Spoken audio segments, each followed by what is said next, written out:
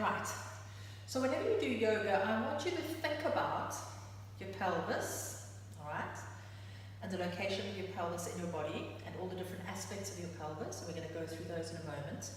And then your baby and where your baby is positioned. Now we know that the perfect position for the baby is head down, but some babies will be transverse, which is not ideal. They can't come out that way. And some will be bum down or breech, or which is called what we call a frank breech or two breech, because both legs are up. We also get a footling breech, which means one leg is down. We're not going to go into detail about that now. It doesn't actually matter at this stage. All I just want you to remember when you're doing your yoga is to constantly be imagining your baby in the ideal position. So head down, beautifully curled up, and just nestled in your belly, okay? And think about what's happening when you move your body and when you rock and bend and stretch. When you stretch, you're creating space on one side. When I lean over, I'm creating space on the other side. When I'm leaning forward, I'm allowing my baby to rotate around in the curve of my belly. So always be mindful and imagining what's happening with your baby.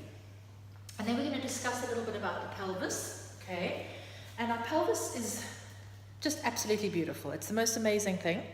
And this is what we call the hard structures, okay? So if I look at my pelvis from the top, so that would be looking down, this is the inlet, which is where the baby goes in, okay?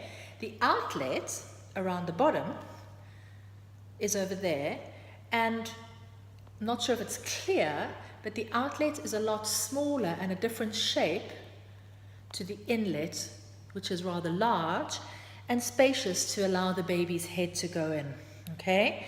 All the movements that we do in yoga are preparing your body for the movement of your baby through the pelvis, which is exactly what happens during birth.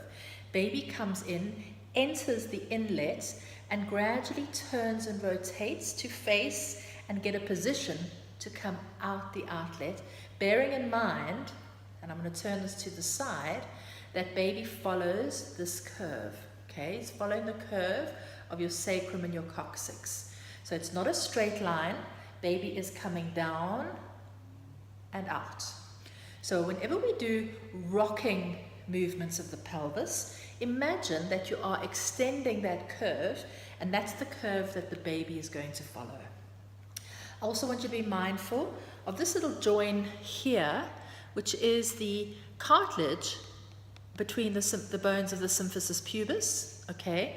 And these don't actually open, but the effect of the relaxin, which is the hormone of pregnancy, on that cartilage is that it allows it to just gently stretch.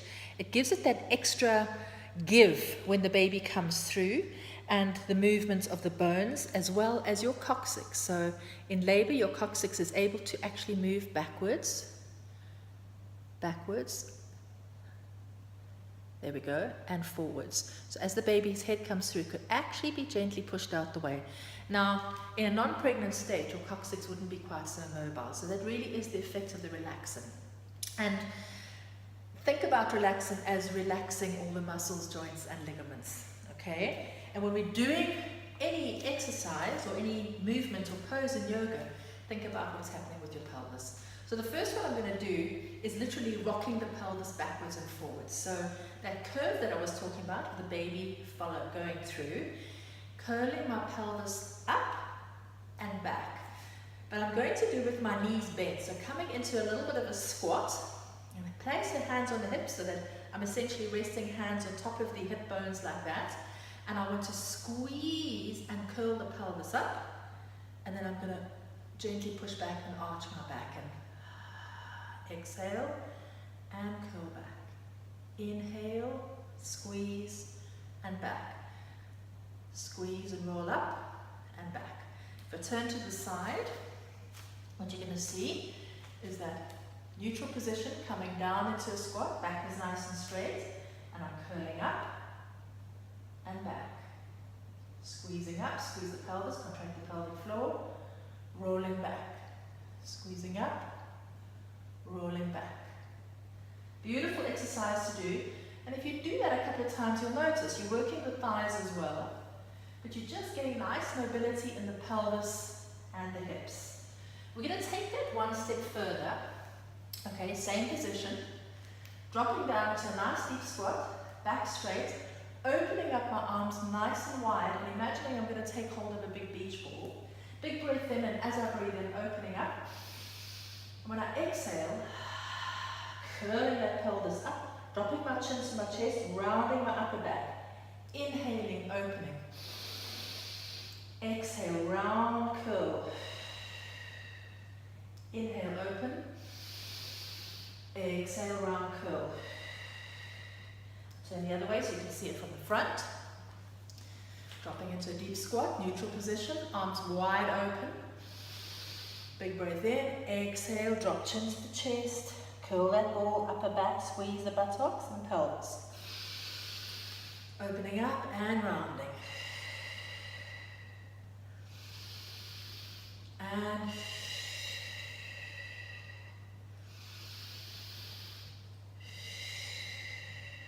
when we release from this, stay in that deep squat, but allow myself to rock forward, resting my hands on the knees and just giving myself a good stretch.